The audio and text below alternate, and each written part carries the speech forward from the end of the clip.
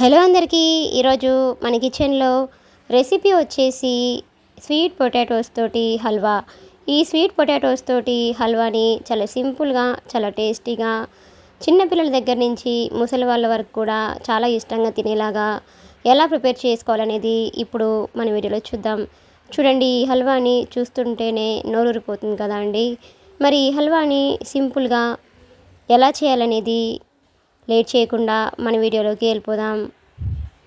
ముందుగా stove on చేసుకొని ఇడ్లీ పాత్ర ఏదైతే ఉంటుందో ఆ ఇడ్లీ కుక్కర్ని పెట్టండి. దానిలోకి 2 గ్లాసుల వరకు వాటర్ని వేసుకొని ఇడ్లీ ప్లేట్స్ని కూడా దానిలో ఉంచేసి వీటిపై నుంచి స్వీట్ పొటాటోస్ని వేయండి. ఇలా అన్ని స్వీట్ పొటాటోస్ని వేసుకున్నాక మూత పెట్టేసి వీటిని మీడియం ఫ్లేమ్లో ఉంచేసి 15 నుంచి 20 నిమిషాల వరకు ఇలా ఆవిరి మీద ఉడికించండి. ఇలా ఆవిరికి ఉడికించడం వల్ల మనకి స్వీట్ పొటాటోస్ అనేవి చక్కగా ఉడికిపోయి చాలా బాగుంటుందండి. చూడండి, 20 మినిట్స్ తర్వాత మనకి స్టవ్ ఆఫ్ చేసుకొని ఈ స్వీట్ పొటాటోస్ని ఇలా ఫోర్క్తో తీసేసుకొని ఒక ప్లేట్లోకి తీసుకోండి. ఇలా అన్ని స్వీట్ పొటాటోస్ని కూడా ఈ విధంగా తీసేసుకొని వీటిని పూర్తిగా చల్లారనివ్వండి.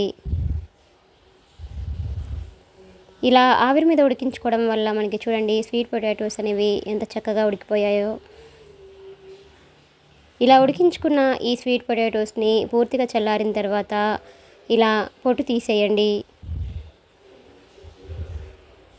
ఇలా అన్ని పొటాటోస్ని కూడా ఇలా పొట్టు తీసేయండి. ఈ స్వీట్ పొటాటోస్ తోటి హల్వా అనేది చాలా అంటే చాలా చాలా బాగుంటుందండి. ఎప్పుడు ఇలా ట్రై చేయకపోతే ఈసారి తప్పకుండా ఈ రెసిపీని ట్రై చేయండి, చాలా బాగుంటుందండి. ఇలా అన్నింటినీ కూడా ఈ విధంగా పొట్టు తీసేసుకొని వీటిని రెడీగా ఉంచండి. మీకు చేతితోటి పొట్టు తీసుకోవడం ఇబ్బందిగా అనిపిస్తే ఇలా చాకుతోనైనా కూడా ఇలా పైనుంచి ఇలానండి, మనకి వెంటనే పొట్టు అనేది చాలా ఈజీగా వస్తుందండి. చూడండి, మనకి పొట్టు అనేది చాలా చక్కగా వస్తుంది. ఈ విధంగా అన్నింటిని కూడా తీసుకొని వీటిని రెడీగా ఉంచండి. ఇప్పుడు ఫోర్క్ తోటి ఇలా ఈ స్వీట్ పొటాటోస్ని ఇలా మెదపండి. ఇలా అన్నింటిని కూడా ఈ విధంగా ఉండలేమీ లేకుండా ఇలా అన్ని పొటాటోస్ని కూడా ఇలా ఫోర్క్ తోటి ఇలా మెదపండి. ఆల్రెడీ మనం ఆవిరి మీద బాగా ఉడికించుకున్నాం కాబట్టి ఇవి వెంటనే సాఫ్ట్గా అయిపోతాయండి.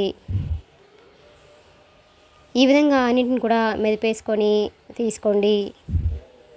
ఇప్పుడు స్టవ్ ఆన్ చేసుకొని ఒక ప్యాన్ని తీసుకోండి. దానిలోకి 1 to 1.5 టీ స్పూన్ వరకు నెయ్యిని వేసుకోండి. నెయ్యి బాగా కరిగిన తర్వాత దీనిలోకి డ్రై ఫ్రూట్స్ని యాడ్ చేసుకోండి. బాదాంని, అలానే కిస్మిస్ని, కాజుని తీసుకొని వీటిని ఇలాగా సన్నగా కట్ చేసుకొని వేసుకోండి. మీకు కావాలనుకుంటే మీకు నచ్చిన డ్రై ఫ్రూట్స్ అయినా కూడా వేసుకోవచ్చండి. వీటిని లో ఫ్లేమ్లో ఉంచేసి గోల్డెన్ బ్రౌన్ కలర్ వచ్చేంత వరకు వీటిని బాగా ఫ్రై చేయండి. చూడండి, ఇలా బాగా ఫ్రై అయిపోయాక ఇప్పుడు వీటిని ఒక బౌల్లోకి తీసుకోండి. ఇప్పుడు అదే కడాయిలోకి 1.5 టీ స్పూన్ వరకు బొంబాయి రవ్వని వేసుకోండి. ఫ్లేమ్ని లో ఫ్లేమ్లో ఉంచేసి ఈ బొంబాయి రవ్వని పచ్చివాసన పోయేంత వరకు నెయ్యిలో బాగా ఫ్రై చేయండి.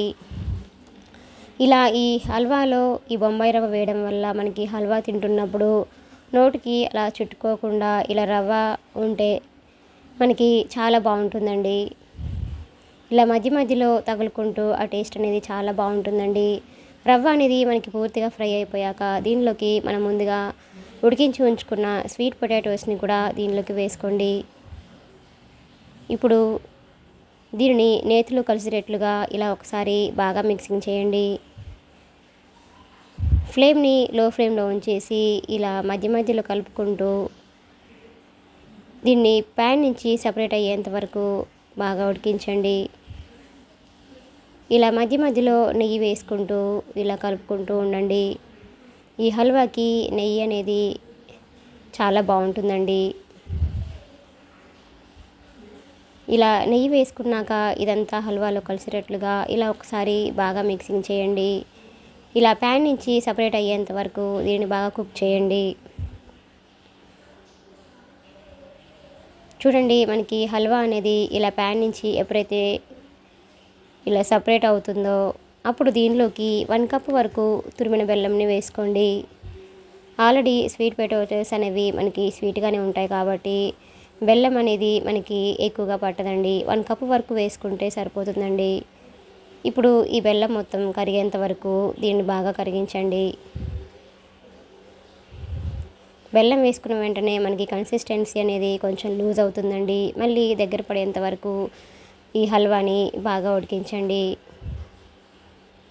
ఈ హల్వాని ఎప్పుడు ఈ స్టైల్లో ట్రై చేయకపోతే ఈసారి తప్పకుండా ఇలా చేసి చూడండి. చాలా అంటే చాలా టేస్టీగా ఉంటుందండి. చూడండి మనకి బెల్లం అనేది కూడా ఇలా పూర్తిగా కరిగిపోయాక దీనిలోకి ఫ్లేవర్ కోసం కొద్దిగా ఇలాచి పొడిని వేసుకోండి. అలాగే మనం ముందుగా వేయించి ఉంచుకున్న డ్రై ఫ్రూట్స్ని కూడా వేసుకొని పైనుంచి 1 స్పూన్ వరకు నెయ్యి కూడా వేసుకొని ఇదంతా కూడా కలిసేటట్లుగా ఇలా ఒకసారి బాగా మిక్సింగ్ చేయండి. దీనిని మీడియం ఫ్లేమ్లో ఉంచేసి మరొక 2-3 నిమిషాల పాటు ఈ హల్వాని దగ్గర పడేంత వరకు బాగా ఉడికించండి. ఇలా మధ్య మధ్యలో కలుపుకుంటూ ప్యాన్ నుంచి సపరేట్ అయ్యేంత వరకు దీనిని బాగా ఉడికించండి.